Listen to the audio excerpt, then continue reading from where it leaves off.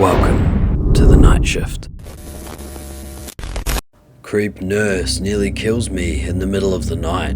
When I was 20, I was hospitalized due to immunodeficiency for multiple infections. A lot of crazy stuff happened during that visit, including being misdiagnosed with AIDS and a flesh-eating bacteria. This is at one of the best hospitals in the USA. But this was by far the scariest thing that occurred during my stay. One night, about 3 AM I think, one of the nurses came in. I woke up because I'd slept a lot that day and the bright lights in the hall bothered me. It wasn't my normal male nurse, but an older woman, maybe mid to late 40s. I had never seen her before and she looked very severe. She didn't acknowledge me at all when I greeted her and asked her questions, just finally said, "Time for your medication," or something like that. I tried to respect that she didn't want to talk and just face forward again, also because it hurt to move, but I noticed that she had a much larger volume syringe than usual. My morphine dose was always given in a 10 to 20cc syringe, but this thing was huge, like a 100 to 500cc syringe, and the accuracy couldn't be that good, so I turned my head again and asked, trying to sound friendly and interested, what my dosage was and if she was sure she had the right person. She ignored me, and I continued, "Because I think maybe normally my dosage is a lot lower. Would you mind just double checking?" She only said, "Go to sleep, this will be over soon," injected the medication and left. I was kind of out of it. I was just so used to all of the stuff going on around me that I figured I was mistaken. I tried to go back to sleep, but before the medication hit me, I felt like there was something wrong. I thought about kinking the IV line, which would cause the alarm to go off and forcing the issue, but I just told myself to calm down and try to go back to sleep. They do this for a living, after all, and it was probably just the change of nurse that was bothering me. So, after a time, I don't really know how much time, I start to feel more genuinely and undeniably weird. First, everything felt hot, or rather, hot on the outside, like I'm radiating heat from the surface of my skin everywhere, but cold on the inside of my skin. Around then, I started to notice that everything had turned a shade of red, and it was all pulsing with what I imagine was my heartbeat. So I'm staring at the ceiling in the dim, and everything I can see is through this red filter pulsing slightly. I can feel goosebumps on every inch of my body.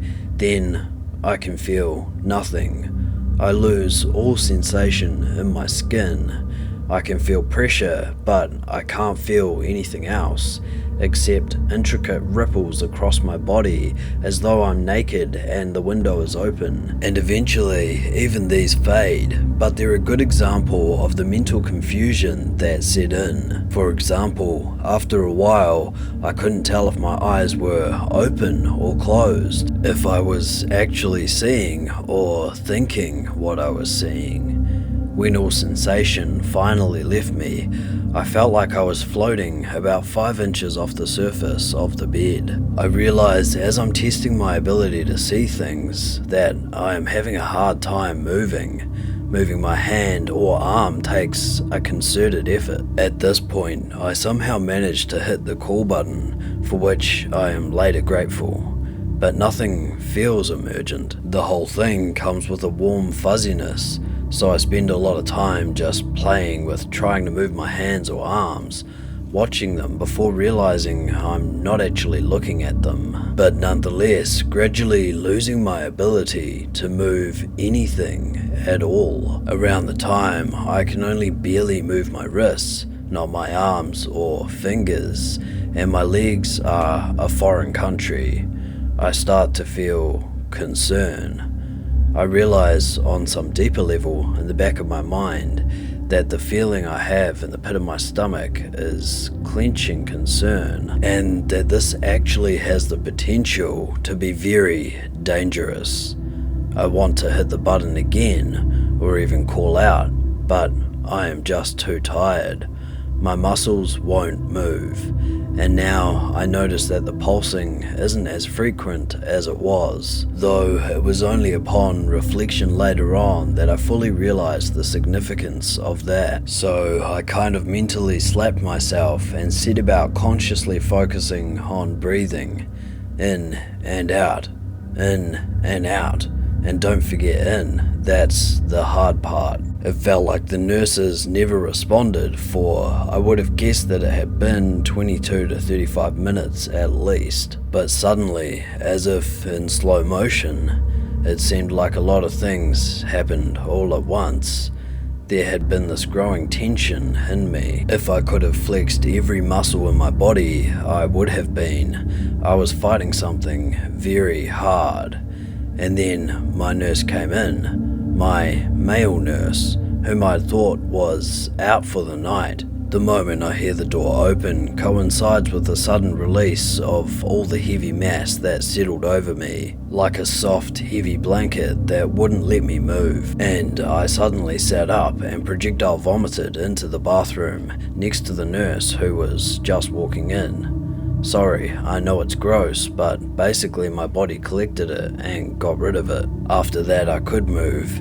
I could even speak after a few minutes. My nurse seemed relieved, to say the least. He cleaned it up and sat next to me and talked for a while. He said that another nurse had been trying to help him and mixed up my dosage, but he didn't seem to want to give much detail. It wasn't until years later that I thought I was in the terminal ward. I had been out of it for days, clearly invisible pain for some of it. I was the youngest person there by 40 years or so. I wonder if it was just a mistake, or if that woman was an angel of death. Either way, I refused morphine for the rest of my time there, and ever since. I wouldn't accept any of the other painkillers either. TLDR, strange nurse shows up in the middle of the night, ignores my protests, gives me a heroin overdose, and vanishes. This has been The Night Shift. If you enjoy this type of content, I post 2+ videos weekly. Hit subscribe, and I'll see you tomorrow night.